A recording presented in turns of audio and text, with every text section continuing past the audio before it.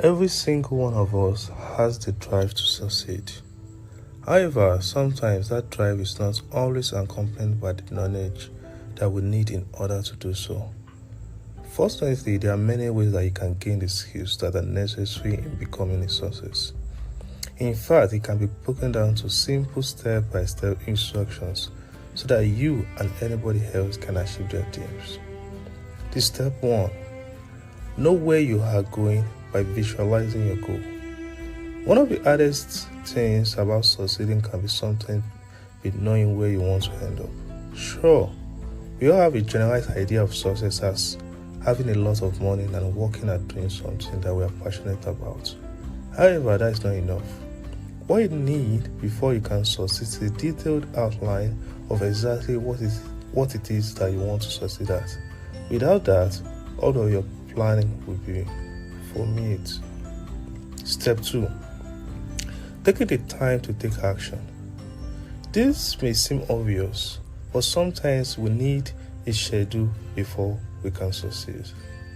If you are not aware of how we are going to spend our time, then it can become extremely challenging for us to carve out the time that we need to take in order to work on achieving our goals. If your goal is extremely lofty, that didn't take often a lot of time, you need to be willing to take a step back and examine your life in terms of increments of time. Step 3. Hold yourself accountable for your success.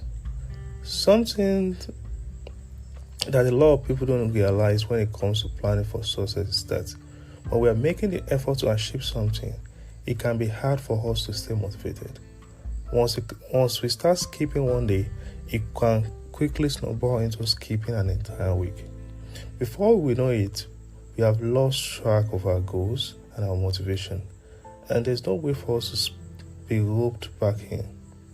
If you are not willing to hold ourselves accountable for our success, it can become extremely difficult to achieve our goals. Step 4.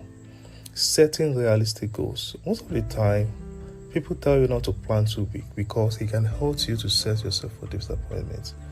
However, there's a system I can utilize in order to plan for success without feeling as if you are dreaming too big.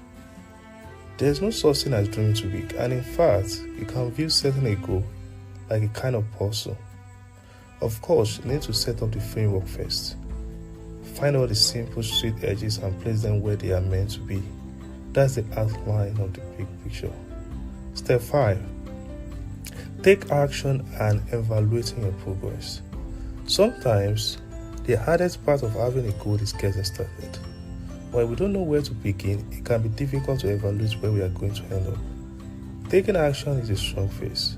There's a lot that can be said for priming the mind up and providing yourself with the mental space that you need in order to begin to work on a goal and achieve it.